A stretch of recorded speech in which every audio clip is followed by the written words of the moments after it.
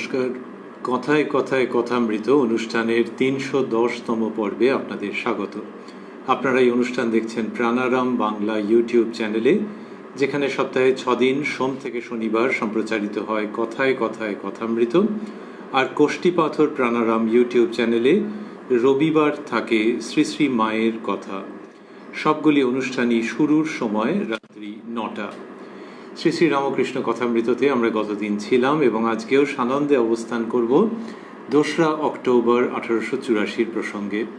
শ্রীরামকৃষ্ণ দক্ষিণেশ্বরে উপস্থিত ছিলেন এবং আমরা যতটা শুনেছিলাম সেখানে পেয়েছিলাম অপূর্ব একটি প্রসঙ্গ, যে মা কালীর মন্দিরে তিনি আরতি দর্শন করে ভাবাবস্থায় এমনই একটা তার অবস্থা হয়েছে, এমন একটি ভাবাবস্থা হয়েছে তার, যেখান থেকে তিনি খুব সন্তর্পণে নিজের ঘরে প্রত্যাবর্তন করেছেন এবং ধীরে ধীরে নিজের আসনে উপবিষ্ট হয়েছেন। এইসব কথা আমরা গতদিন শ্রবণ করেছি। যতটা অবধি শুনেছিলাম তার পরের অংশে সাগ্রহে সানন্দে আজকে প্রবেশ করব শ্রী শ্রী রামকৃষ্ণ কথামৃততে, যার সূচনায় কথামৃতকার শ্রীযুক্ত মহেন্দ্রনাথ গুপ্ত বা শ্রীম বা মাস্টার মহাশয় উদ্ধৃত করছেন, তব কথামৃতং তপ্ত জীবনং কবিভিরীঋতং কল্মষাপহং শ্রবণমঙ্গলং শ্রীমদাততং ভুবি গৃণন্তি ইয়ে ভূরিদা জনাঃ। মাস্টারমশাই অর্থাৎ কথামৃতকার লিখেছেন, আমরা আগের দিন শুনেছি শ্রীরামকৃষ্ণের সম্পর্কে, অতি সন্তর্পণে ভক্ত সঙ্গে নিজের ঘরে ফিরিয়া আসনে উপবিষ্ট হইলেন, এখনো ভাবাবিষ্ট, ভাবাবস্থায় কথা কহিতেছেন। আর ঘরে কারা ছিলেন?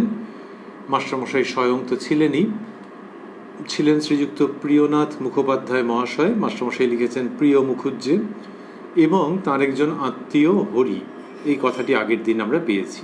এখানে মাস্টারমশাই লিখছেন, মুখুজ্জের আত্মীয় হরির বয়ক্রম 18-20 হইবে, তাহার বিবাহ হইয়াছে।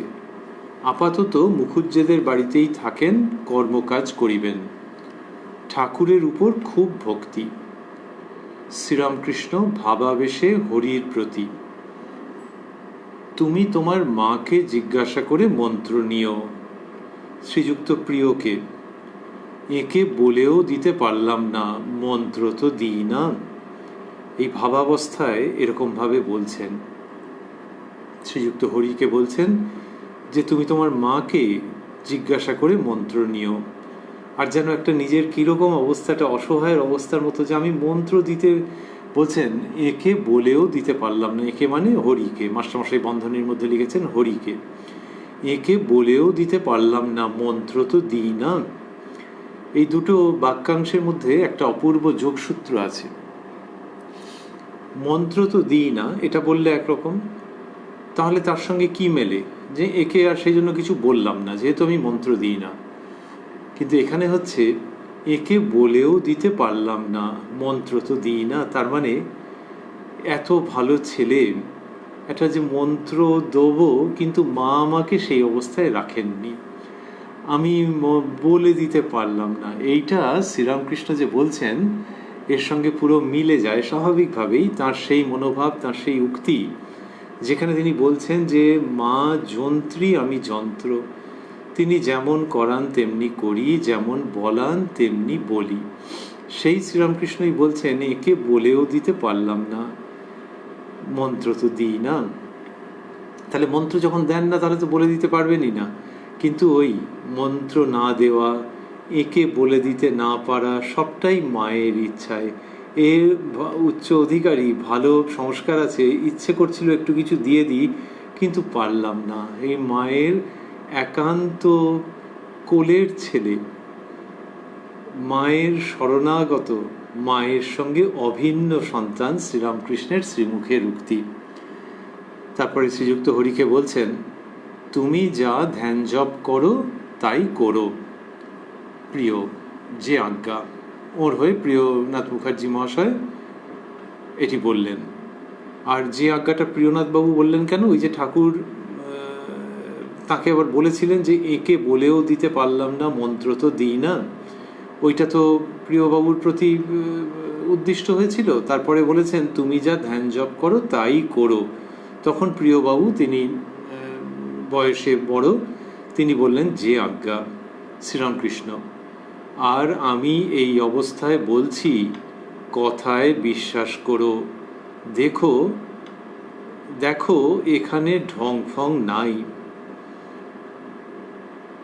বললেন যে আর আমি এই অবস্থায় বলছি। তা তিনি যখনই বলেন কথামৃত ঝরে পড়ে, কিন্তু তবু এখানে জোর দিচ্ছেন। এই সন্ধ্যাবেলায় মায়ের মন্দির থেকে ফিরেছেন, ভাবস্থ ছিলেন পুরোপুরি, এখন অল্প অল্প বাইরের দিকে মন, সেই অবস্থায় বলছেন আর আমি এই অবস্থায় বলছি। এই অবস্থায় মানেটা কি? তার মানে হচ্ছে আমার মধ্যে দিয়ে মা বলেন আর এখন প্রত্যক্ষ দেখতে পাচ্ছি। আমি শুধু মুখ নাড়ছি, শব্দ উচ্চারণ করছি, কিন্তু যা পাচ্ছ সেটা মায়ের কাছ থেকেই। আর আমি এই অবস্থায় বলছি কথায় বিশ্বাস করো। কথায় বিশ্বাস করো মানে শাস্ত্র প্রভৃতিতে যা লেখা আছে এবং এই আমার কাছ থেকে যে কথা শুনছো সেই কথায়। পুনরায় ওটি মায়েরই কথা। এই জন্য আমি এই অবস্থায় বলছি কথায় বিশ্বাস করো। দেখো এখানে ঢং ফং নাই। কি অপূর্ব! বললেন যে দেখো এখানে ঢং ফং নাই। তাহলে হরির মনের মধ্যে যাতে কোনো সংশয় না থাকে শ্রীযুক্ত হরির, সেই জন্য এইভাবে বলা, দেখো এখানে ঢং ফং নাই। তারপরে বলছেন আমি ভাবে বলেছি মা, এখানে যারা আন্তরিক টানে আসবে তারা যেন সিদ্ধ হয়। এই শব্দগুলিকে মাস্টারমশাই স্থূলাক্ষরে দিয়েছেন। মা, এখানে যারা আন্তরিক টানে আসবে তারা যেন সিদ্ধ হয়। তো শ্রীরামকৃষ্ণ বলছেন আমি ভাবে বলেছি মা, এখানে যারা আন্তরিক টানে আসবে তারা যেন সিদ্ধ হয়। কীরকম যে মানে মায়ের সঙ্গে আমার আগেও কথা হয়েছে জানো, আমি মাকে ভাবে বলেছি।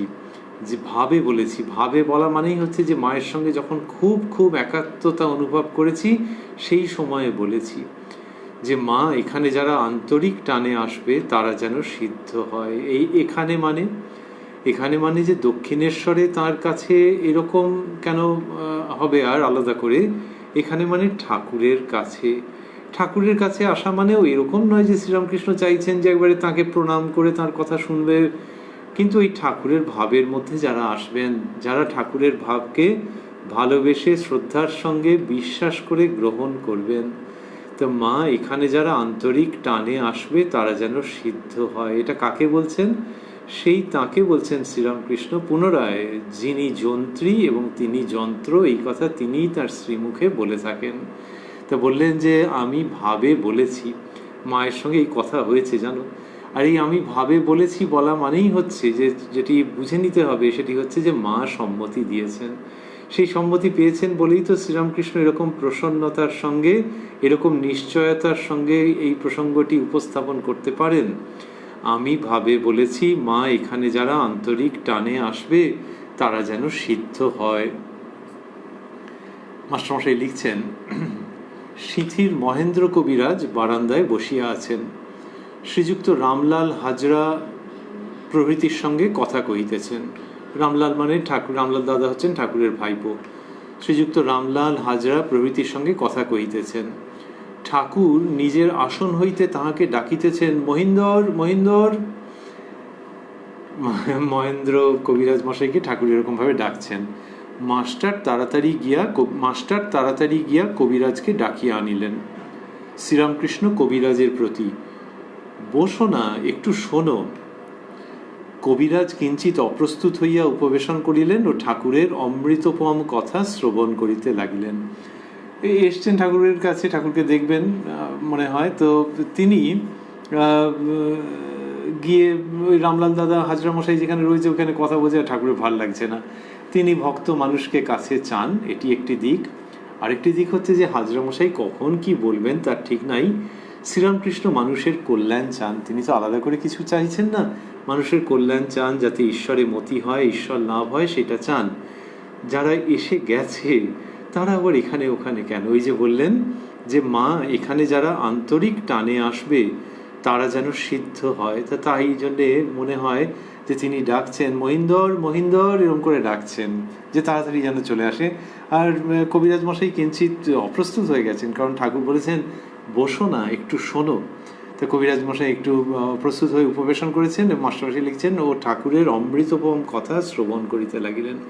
তাহলে এই যে ভগবান স্বয়ং অবতীর্ণ হচ্ছেন, তিনি হয়ে আবার ডাকছেন যে এখানে বসে শোনো, তাতে তোমারই ভালো হবে।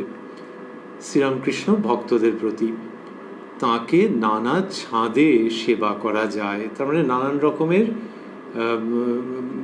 ফর্মে, নানান রকম পদ্ধতিতে তাকে সেবা করা যায়। তা বললেন তাকে নানা ছাঁদে সেবা করা যায়। প্রেমিক ভক্ত তাকে নানা রূপে সম্ভোগ করে। কখনো মনে করে তুমি পদ্ম আমি অলি, কখনো তুমি সচ্চিদানন্দ আমি মীন। প্রেমিক ভক্ত শ্রীরামকৃষ্ণ বলছেন তাকে নানা রূপে সম্ভোগ করে, তার মানে তাকে নিয়ে বিশুদ্ধ আনন্দ উপলব্ধি করে প্রেমিক ভক্ত। আর সেখানে কিরকম বলছেন যে কখনো মনে করে তুমি পদ্ম আমি অলি, যে পদ্ম ফুল ঈশ্বর আর ভক্ত মৌমাছি, এইটি ভেবে সম্ভব করে যে মৌমাছি ওই পদ্ম ফুলেই উপনীত হয়ে সেইখানেই লীন হয়ে থাকতে চাইছে, লীন হয়ে আছে, মগ্ন হয়ে আছে। এটি প্রেমিক ভক্তের কখনো কখনো মনে হয়। কখনো তুমি সচ্চিদানন্দ আমি মীন, মীন মানে মাছ, তাহলে সচ্চিদানন্দ সাগরে মীন নির্ভয়ে বিহার করছে, যেদিকে ইচ্ছে অনন্ত পর্যন্ত বিস্তৃত সচ্চিদানন্দ সাগরে মীনবৎ জীব বিচরণ করছে। এইটা সে কখনো কখনো মনে করতে থাকে যে বাধা বন্ধনহীন। এই যে একটি মাছ জলের মধ্যে লীলা করছে, কিরম সুন্দর একটা অদ্ভুত শৈল্পিক ভঙ্গিতে এদিক ওদিক, ডান দিকে বাঁ দিকে, ওপরে নিচে সর্বত্র গমন করছে, কোনো বাধা নেই। এই যে মিনের যেরকম, মাছের যেরকম গতি, সেইটার সঙ্গে তুলনা করা হচ্ছে এবং সেইভাবে তাকে সম্ভব করে তুমি সচ্চিদানন্দ আমি মীন। আর সচ্চিদানন্দ মানেই প্রায়ই উপমিত হয়েছেন তিনি সাগরের সঙ্গে, এবং অনন্ত বিস্তৃত সাগর। তা সাগর কি সত্যি অনন্ত বিস্তৃত থাকে নাকি? সাগরের তো একটা সীমা থাকে। কিন্তু মীন সে যখন নাচছে সাগরের মধ্যে, তখন কোনো জায়গায় সে আটকাচ্ছে না, তার মনে হচ্ছে অনন্ত। এই যে অনন্তের অনুভূতি, সেটা যদি সত্যিই অনন্তের সঙ্গে হয়, তাহলে জীবাত্মা আর পরমাত্মার সম্পর্ক বুঝতে পারা যাবে। ওই অনন্ত সচ্চিদানন্দ সাগরের মধ্যে জীবাত্মা মীন রূপে বিচরণ করছেন, মহা আনন্দে বাধা বন্ধনহীন অবস্থায় যেন নৃত্য লীলা করছেন। শ্রীরামকৃষ্ণ সেই সবগুলো উল্লেখ করছেন, করতে করতে বলছেন প্রেমিক ভক্ত আবার ভাবে আমি তোমার নৃত্য কি, আর তার সম্মুখে নৃত্য গীত করে। নৃত্য কি তার মানে কি, পুরুষ না স্ত্রী যাই ভাবো না কেন, ওই ভক্ত তার আবার কি আবার ভেদ আছে নাকি? তো প্রেমিক ভক্ত আবার ভাবে আমি তোমার নৃত্য কি, আর তার সম্মুখে নৃত্য গীত করে। এইরকম ঈশ্বরের সামনে করছে, সেই তার হয়তো একটি মূর্তি আছে কি পট আছে, তার সামনে নৃত্য গীত করছে। কখনো সখী ভাব বা দাসী ভাব, কখনো তার উপর বাৎসল্য ভাব যেমন যশোদার, কখনো বা পতিভাব মধুর ভাব যেমন গোপীদের। মধুর ভাব শ্রীরামকৃষ্ণ শিখিয়েছেন যে একেবারে আদ্যন্ত পবিত্র এই ভাব, প্রেম কিন্তু আসক্তি বর্জিত, সেইটি তা ঈশ্বরের সঙ্গে সেই রকম ভাবে এই নানান রকমের কথা উল্লেখ করছেন।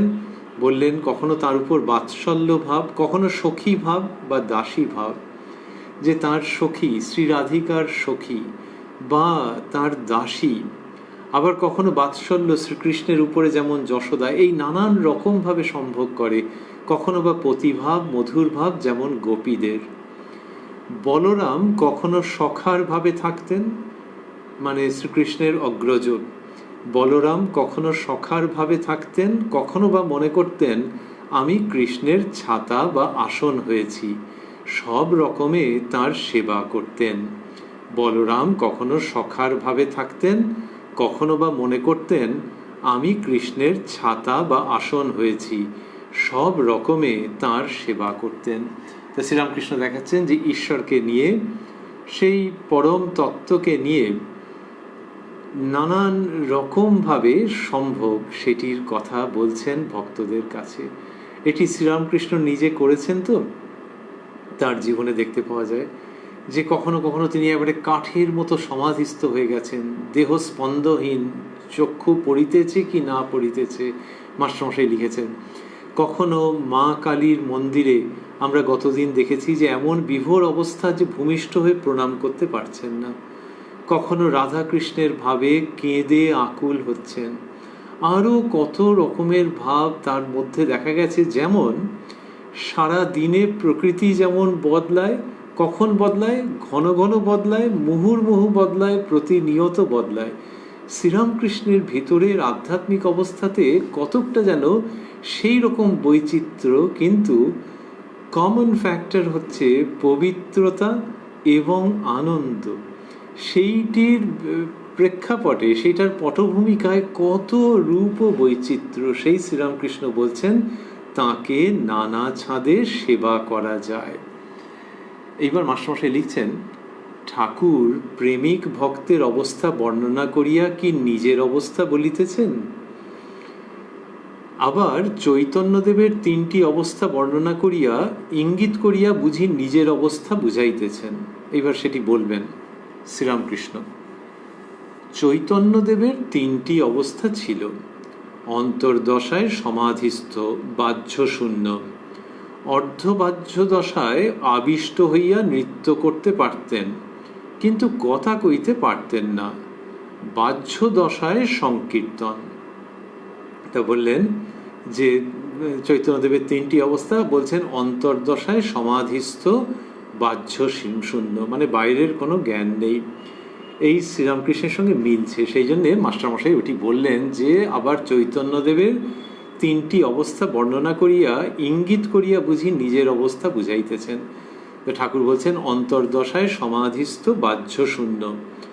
অর্ধবাহ্য দশায় আবিষ্ট হইয়া নৃত্য করিতে পারতেন, কিন্তু কথা কইতে পারতেন না। ঠাকুরের এরকম দেখা গেছে, দক্ষিণেশ্বর মন্দিরেই হয়েছে। আমরা আগে দেখেছি কথামৃততে, যারা আগে পড়েছেন হয়তো সকলেই জানেন যে ঠাকুর এই অর্ধবাহ্য দশায় নৃত্য করছেন। কি অপূর্ব ভাব সেখান থেকে বিকীর্ণ হচ্ছে, কিন্তু কথা বলতে পারছেন না, মানে কথা বলবার মতো মনটা বাইরের জগতে এখনো আসেনি।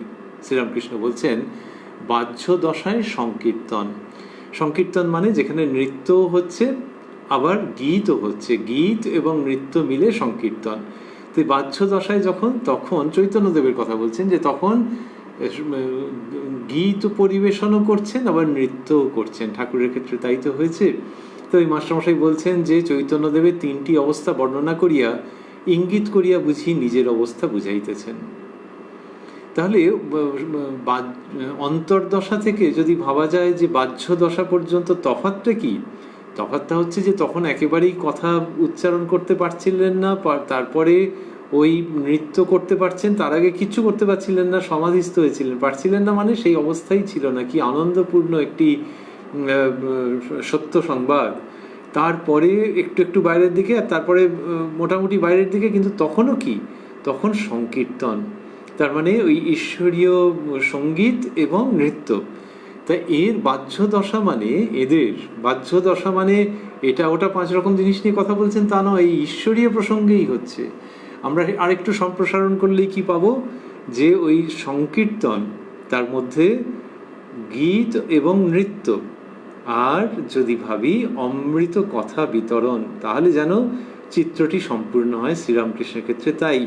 তাহলে শ্রীরামকৃষ্ণের বাহ্য দশা থেকে, শ্রীরামকৃষ্ণের অন্তর্দশা থেকে বাহ্য দশায় এসে আলটিমেটলি ম্যাক্সিমাম সর্বোচ্চ যেটি হচ্ছে সেটি হচ্ছে কথা বলতে পারা, এবং সেই কথাটি অমৃত হয়ে ঝরে পড়ছে। তো ওই অন্তর্দশায় পুরো সমাধিস্থ,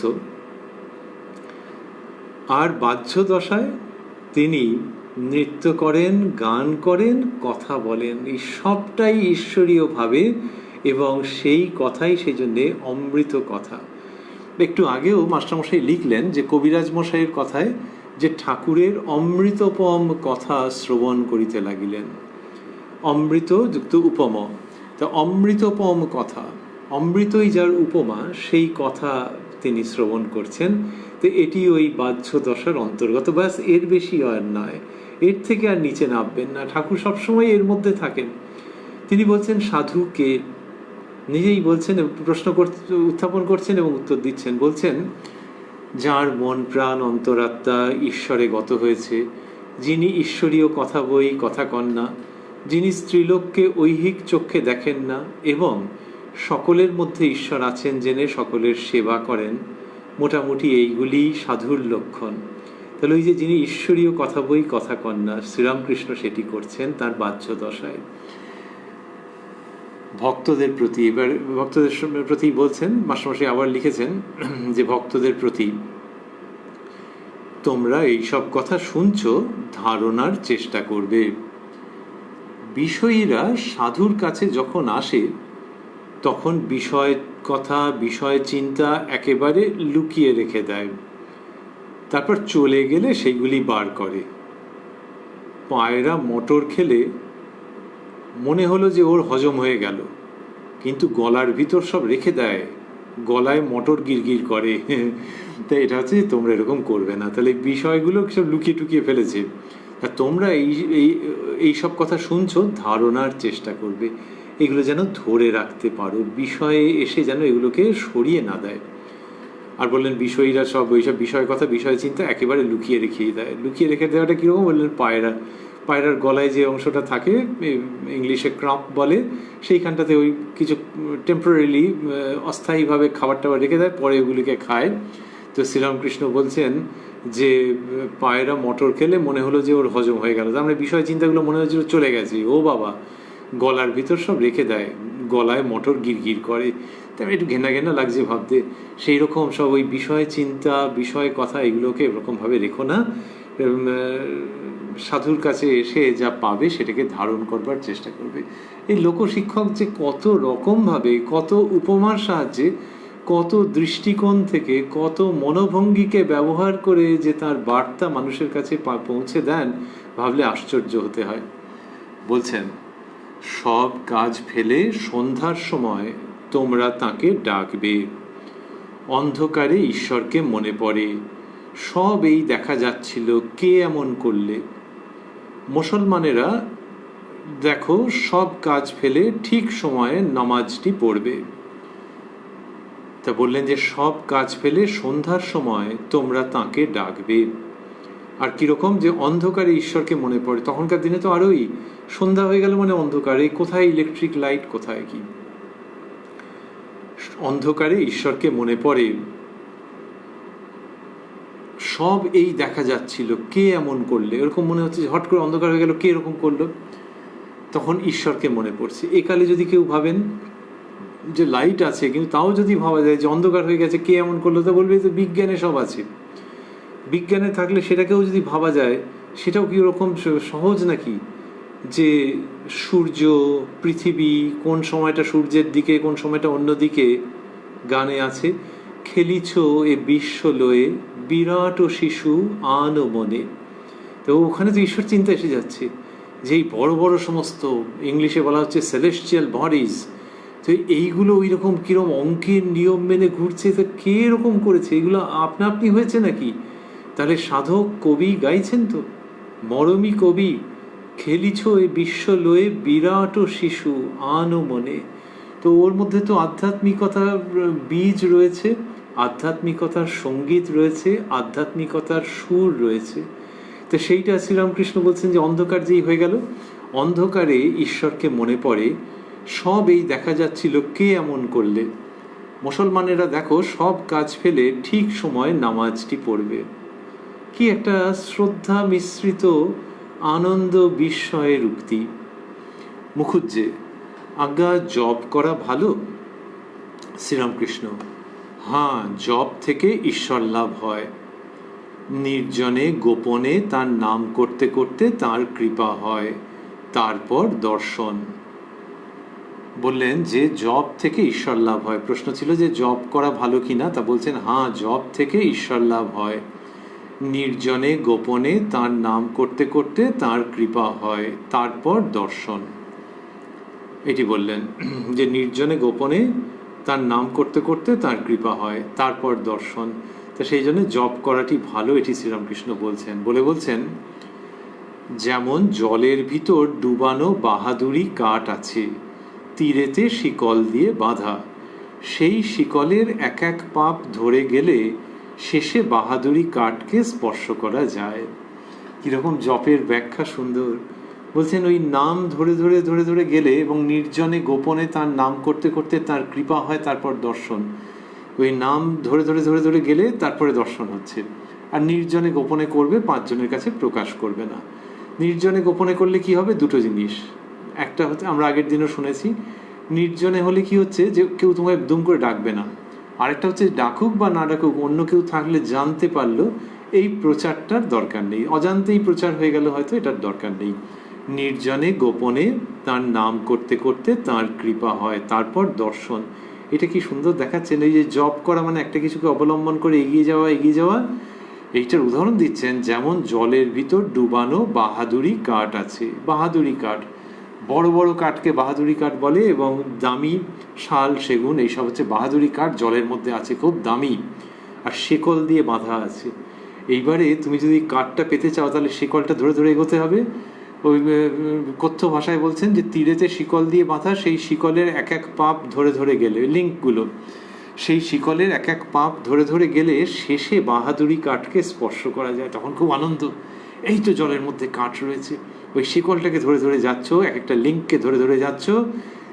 সেই রকম জপ করা, ওইটি ধরে ধরে ধরে ধরে ওই নামকে অবলম্বন করে এগোতে গেলেই ঈশ্বরের সঙ্গে তোমার লিঙ্ক হয়ে যাবে। You will be linked to the godhead. Sri Ramakrishna কি অপূর্বভাবে জপের প্রসঙ্গে অনুপ্রাণিত করে এই জায়গায় প্রসঙ্গটিকে স্থাপন করছেন। করে বলছেন, পূজার চেয়ে জপ বড়, জপের চেয়ে ধ্যান বড়, ধ্যানের চেয়ে ভাব বড়, ভাবের চেয়ে মহাভাব প্রেম বড়। চৈতন্যদেবের প্রেম হয়েছিল, প্রেম হলে ঈশ্বরকে বাঁধবার দড়ি পাওয়া গেল। তো বললেন, এই সবগুলো বলছেন মাস্টারমশাই স্থূলাক্ষরে দিয়েছেন কথাগুলি। পূজার চেয়ে জপ বড়, জপের চেয়ে ধ্যান বড়, ধ্যানের চেয়ে ভাব বড়, ভাবের চেয়ে মহাভাব প্রেম বড়। এই পর্যন্ত স্থূলাক্ষরে দেওয়া আছে। তো এই বললেন পূজার চেয়ে জপ বড়। পূজাতে মনটা বাইরের দিকে আছে, হয়তো এগুলো অবলম্বন, তো তবে হ্যাঁ, সেই ইষ্টকে স্মরণ করে ইষ্টর প্রতি অগ্রসর হওয়ার পথে পুজোর যখন, তখন মন কিছু কিছু বাইরের দিকে রয়েছে। তারপরে জপ, তার মানে অনেকটা মন ভেতর দিকে চলে এসছে। পুজো করতে করতেই জপ করবার ইচ্ছা সাধারণত হয় অনেকেরই। তো পূজার চেয়ে জপ বড়, পূজান্তে যিনি জপ করছেন, কি চমৎকার। জপের চেয়ে ধ্যান বড়, তার মানে তখন ওই যে সচেতনভাবে নামের আবৃত্তি, নামের স্মরণ, পুনঃপুনঃ স্মরণ, এই করতে করতে যে জপের যে পদ্ধতি ছিল, কর গুনে কি মালা ঘুরিয়ে, সেইটার প্রয়োজন থাকছে না। একসময় হয়তো স্তব্ধই হয়ে গেল, অন্তরে অন্তরে নাম পুনরাবৃত্ত হতে থাকছে, হতে হতে সেই ভাবের মধ্যে নিবিষ্ট হয়ে যাচ্ছে, সেটি ধ্যান। জপের চেয়ে ধ্যান বড়, ধ্যানের চেয়ে ভাব বড়।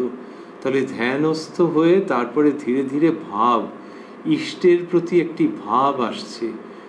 যে ভাবকে অবলম্বন করেছেন, যে ভাব সংস্কারের মধ্যে আছে, কিন্তু এখনো পর্যন্ত একটু যান্ত্রিকভাবেই যেন এগোচ্ছিল, শেষ পর্যন্ত যান্ত্রিক ছিল, তারপর ওই ভাব এসে মনকে অধিকার করছে। ভাবের চেয়ে মহাভাব প্রেম বড়। মহাভাব প্রেম মানে পাগলের মতো অবস্থা তাঁর জন্যে, তাঁকে নিয়ে আনন্দ, তাঁর বিরহে অগ্নির দহন। ভাবের চেয়ে মহাভাব প্রেম বড়, চৈতন্যদেবের প্রেম হয়েছিল, প্রেম হলে ঈশ্বরকে বাঁধবার দড়ি পাওয়া গেল। তো ওই বলছেন, নিতে বলছেন যে ভাব, মহাভাব জীবের হয় না।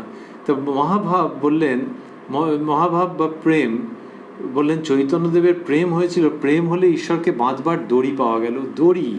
দড়ি পাওয়া গেছে মানে তো বেঁধে ফেলা যাবে, আর তো কিছু পালাতে পারবে না। তো ওইটা ওরকমভাবে বলা হচ্ছে। কি সুন্দর করে মজা করে কতকটা আনন্দের সঙ্গে, যে প্রেম হওয়া মানে ঈশ্বরকে বাঁধবার দড়ি পাওয়া গেছে, এবার তাকে তোমার কাছে রেখে দিতে পারবে, আর তিনি কোথাও যেতে পারবেন না যখন প্রেম হবে। প্রেম মানে ওইটি যে তীব্র আকর্ষণ, তিনি ছাড়া জগতে আর কেউ নেই, আসক্তি নেই এর মধ্যে। আর কি, আর হচ্ছে কারোর সঙ্গে এই নিয়ে মারপিটও নেই। মানবীয় প্রেমে রাইভালরি এসে উপস্থিত হয় অনেক সময়, এখানে রাইভালরি নেই, আর যে যা ডাকছে ডাকুক, কিন্তু তিনি সবচেয়ে আপনার জন, আর তাকে না পেলে বেঁচে থাকার কোনো মানে হয় না।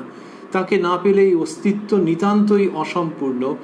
এই যে ভাব এবং তার যে প্রবল আকর্ষণ, উন্মাদের মতো, শুধু উন্মাদের মধ্যে আনন্দ থাকে না, এর মধ্যে একেবারে আনন্দ আদিতে, মধ্যে ও অন্তে, সেই ভাব, সেই প্রেমের কথা শ্রীরামকৃষ্ণ বলছেন। এবং বলছেন যে প্রেম হলে ঈশ্বরকে বাঁধবার দড়ি পাওয়া গেল। হাজরা আসিয়া বসিয়াছেন, শ্রীরামকৃষ্ণ হাজরাকে, তার উপর ভালোবাসা যদি আসে তার নাম রাগ ভক্তি। ওই প্রেম ভক্তি, প্রেম মহাভাব প্রেম, ওইটির কথাই বলছেন। তার উপর ভালোবাসা যদি আসে, তাহলে পুজো করছে, জপ, ধ্যান, ভাব, মহাভাব প্রেম। তো এই প্রেম মানে তো ভালোবাসায় ভর্তি, সেই তার উপর ভালোবাসা যদি আসে তার নাম রাগ ভক্তি। তার উপর ভালোবাসা যদি আসে তার নাম রাগ ভক্তি। বৈধি ভক্তি আসতেও যতক্ষণ, যেতেও ততক্ষণ। রাগ ভক্তি স্বয়ম্ভু লিঙ্গের মতো, তার জ্বর খুঁজে পাওয়া যায় না। স্বয়ম্ভু লিঙ্গের জ্বর কাশী পর্যন্ত। রাগ ভক্তি অবতার আর তার সাঙ্গপাঙ্গদের হয়, অবতার আর তার সাঙ্গপাঙ্গের হয়। এটি স্থূলাক্ষরে দেওয়া আছে। ওই যে বললেন তার উপর ভালোবাসা যদি আসে তার নাম, এইবার স্থূলাক্ষরে দেওয়া আছে রাগ ভক্তি। তারপর চলছে বৈধি ভক্তি আসতেও যতক্ষণ, যেতেও ততক্ষণ। রাগ ভক্তি স্বয়ম্ভু লিঙ্গের মতো, তার জ্বর খুঁজে পাওয়া যায় না। স্বয়ম্ভু লিঙ্গের জ্বর কাশী পর্যন্ত। রাগ ভক্তি অবতার আর তার সাঙ্গপাঙ্গের হয়। তো ওই যে বললেন স্বয়ম্ভু লিঙ্গ, হিন্দুদের বিশ্বাস যে লিঙ্গ মহাদেব কতক কতক জায়গায় স্বয়ম্ভু, এমন নয় যে কেউ প্রতিষ্ঠা করেছে, তিনি আবির্ভূত হয়েছেন।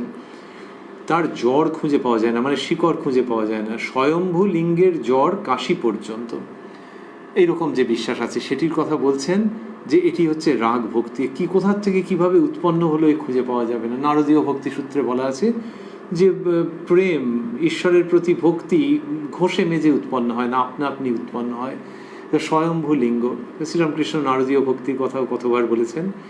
বৈধি ভক্তি আসতেও যতক্ষণ, যেতেও ততক্ষণ। বৈধি ভক্তি মানে এই এত পুজো করতে হবে, এত ব্রত, এত উপবাস, এত তীর্থযাত্রা, এত রকম করতে হবে, এইগুলির মধ্যেই যদি কেউ থাকেন, ও প্রথম প্রথম দেখা যাবে খুব ঘটা করে করছে, তারপর দেখা গেল ও মা যে কে সেই আবার কেমন একটা যেন হয়ে গেছে, ভোগের দিকে হয়তো বা। তো বললেন যে যদি কেউ শুধু বৈধি ভক্তির মধ্যে থাকেন আর ভাবেন ওইটি হয়ে শেষ কথা, তাহলে বৈধি ভক্তি আসতেও যতক্ষণ, যেতেও ততক্ষণ। কিন্তু কারো কারো ক্ষেত্রে, অনেক মানুষের ক্ষেত্রে বৈধি ভক্তির মধ্য দিয়ে আস্তে আস্তে আধ্যাত্মিকতার রাজপথ অবলম্বন করে অগ্রসর হওয়া। ওই যে একটু আগে বললেন যে পুজো করতে করতে জপ, জপ থেকে ধ্যান, এরকম। তা এটি বলেছেন। আর বলেছেন যে স্বয়ম্ভু লিঙ্গের জ্বর কাশী পর্যন্ত। স্বয়ম্ভু লিঙ্গের জ্বর কাশী পর্যন্ত। রাগ ভক্তি অবতার আর তার সাঙ্গপাঙ্গের হয়। হাজরা, আহা, হাজরা মশাইয়ের এক এক সময় শ্রীরামকৃষ্ণের কথা শুনে কি ভালোই লেগেছে। সব সময় হয়নি, কি করা যাবে। এখানে এসে শুনে বলছেন, এই অতি উচ্চাঙ্গের প্রসঙ্গ শুনে বলছেন, মাস্টারমশাই লিখছেন, হাজরা, আহা। শ্রীরামকৃষ্ণ, তুমি যখন জপ একদিন করছিলে, বাহ্যে থেকে এসে বললাম, মা এ কি হীন বুদ্ধি, এখানে এসে মালা নিয়ে জপ করছে। যে এখানে আসবে তার একেবারে চৈতন্য হবে। এই শব্দগুলি স্থূলাক্ষরে দেওয়া আছে। তুমি যখন জপ একদিন করছিলে, বাহ্যে থেকে এসে বললাম, মা এ কি হীন বুদ্ধি, এখানে এসে মালা নিয়ে জপ করছে। যে এখানে আসবে তার একেবারে চৈতন্য হবে। এই এতটা স্থূলাক্ষরে রয়েছে।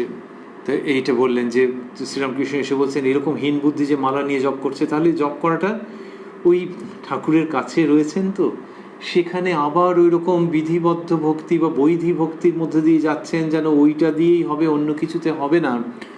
এইটাতে শ্রীরামকৃষ্ণ অবাক হচ্ছেন আর বলছেন মা একই হীন বুদ্ধি এখানে এসে মালা নিয়ে জপ করছে।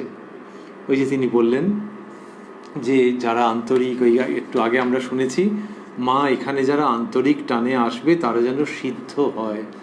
তো এখানেও বলছেন মা একই হীন বুদ্ধি, রাজামশাইকে বলছেন যে আমি এটা বলেছিলাম মা একই হীন বুদ্ধি এখানে এসে মালা নিয়ে জপ করছে, যে এখানে আসবে তার একেবারে চৈতন্য হবে, তার মালা জপা অত করতে হবে না, তার মালা জপা অত করতে হবে না। তুমি কলকাতায় যাও না, দেখবে হাজার হাজার মালা জপ করছে খানকি পর্যন্ত। ঠাকুর মাস্টারকে বলিতেছেন তুমি নারায়ণকে গাড়ি করে এনো। অন্য প্রসঙ্গ, এটি দিয়েই শেষ হচ্ছে। নারায়ণ ঠাকুরের কম বয়সী ভক্ত ছেলে। তো ঠাকুর মাস্টারকে বলিতেছেন তুমি নারায়ণকে গাড়ি করে এনো। একেও বলে রাখলুম নারায়ণের কথা। একেও ওখানে মাস্টারমশাই বন্ধনীর মধ্যে দিয়েছেন মুখুজ্জেকে। একেও বলে রাখলুম নারায়ণের কথা, সে এলে কিছু খাওয়াবো, ওদের খাওয়ানোর অনেক মানে আছে। তো বলছেন মাস্টারমশাইকে তুমি নারায়ণকে গাড়ি করে এনো, একেও বলে রাখলুম নারায়ণের কথা, সে এলে কিছু খাওয়াবো, এদের খাওয়ানোর অনেক মানে আছে। এই সবগুলি পড়তে পড়তেই শেষ হচ্ছে 2রা অক্টোবর 1884 প্রসঙ্গ। আমরা রয়েছি উদ্বোধন কার্যালয়ের প্রকাশিত শ্রী শ্রী রামকৃষ্ণ কথামৃতের 616 পৃষ্ঠায়, রয়েছি শ্রীরামকৃষ্ণের সান্নিধ্যে। এরপর অন্য দিনের প্রসঙ্গ, যেটি ঠাকুরের কৃপা সাপেক্ষে আমরা শুনবো আগামীকাল কথায় কথায় কথামৃত অনুষ্ঠানে প্রাণারাম বাংলা ইউটিউব চ্যানেলে, যেখানে সপ্তাহে 6 দিন সোম থেকে শনিবার সম্প্রচারিত হয় এই অনুষ্ঠানটি। আর কোষ্ঠীপাথর প্রাণারাম ইউটিউব চ্যানেলে আমরা স্মরণ করছি প্রতি রবিবার থাকে শ্রী শ্রী মায়ের কথা। সবগুলি অনুষ্ঠানই শুরুর সময় রাত্রি 9টা। আর আমরা দেখলাম আজকে সেটিকে অনুষ্ঠান সমাপন করতে করতে বিশেষভাবে স্মরণ করি যে ঠাকুর বলছেন আমি ভাবে বলেছি মা এখানে যারা আন্তরিক টানে আসবে, এখানে যারা আন্তরিক টানে আসবে তারা যেন সিদ্ধ হয়। আর বললেন হাজরামশাইয়ের কথাতেও যে মা একই হীন বুদ্ধি এখানে এসে মালা নিয়ে জপ করছে, তার মানে আমার এখানে এসে জপ করছে মালা নিয়ে, কিন্তু মাকে বলেছেন। তার মানে মা উপস্থিত, ঠাকুরের মধ্যে মা উপস্থিত, ঠাকুরের কথায়, ঠাকুরের আচরণে, ঠাকুরের চাউনিতে মা উপস্থিত। সেই জন্যই ওই যখন দেখছেন মালা নিয়ে জপ করছে তখন অবাক হয়ে গিয়ে বলছেন মা একই হীন বুদ্ধি এখানে এসে মালা নিয়ে জপ করছে। যখন ওই তিনি বললেন মা এখানে যারা আন্তরিক টানে আসবে তারা যেন সিদ্ধ হয়, এই বাণী স্মরণ করছি আমরা কথামৃত শ্রবণ করতে করতে, যে এই কথামৃত শ্রীরামকৃষ্ণের শ্রীমুখ থেকে উচ্চারিত এবং তাঁরই উক্তিমতো মায়েরই কথা, সেই মা ভবতারিণীর যে অমৃত কথা, সেটি ঠাকুরের শ্রীমুখ দিয়ে শ্রী শ্রী রামকৃষ্ণ কথামৃত রূপে আমরা যে প্রাপ্ত হচ্ছি, যিনি পড়ছেন যিনি শুনছেন, আমরা সকলেই ভাবছি যে যেন আমরা অন্য কোনো রকমের উদ্দেশ্যের কথা না ভেবে জাগতিক জটিলতা থেকে তাঁর কৃপায় মনকে মুক্ত করে নিয়ে এই কথামৃতের মধ্যে যত অবস্থান করব, যত আমাদের সেই টান হবে ততই ভালো। কথামৃতের মধ্যে অবস্থান করা মানেই ঠাকুরের কৃপা আছে, না হলে কে বলতে পারে, কে শুনতে পারে, কে আলোচনা করতে পারে। সেই জায়গার থেকে আমরা ভাবি যে ঠাকুরের এই যে প্রার্থনা, ওটি তো আশীর্বাদ, সেটি যেন আমাদের মস্তকের উপরে ঝরে পড়ে কথামৃতকে সাক্ষী রেখে। এই আমাদের প্রার্থনা, যেখানে ঠাকুর বলছেন মা এখানে যারা আন্তরিক টানে আসবে তারা যেন সিদ্ধ হয়। ওং নিরঞ্জনং নিত্যম অনন্ত রূপং ভক্তানুকম্পা ধৃত বিগ্রহং বৈ ঈশাবতারং পরমেশমিড্যং তং রামকৃষ্ণং শিরসা নমামঃ।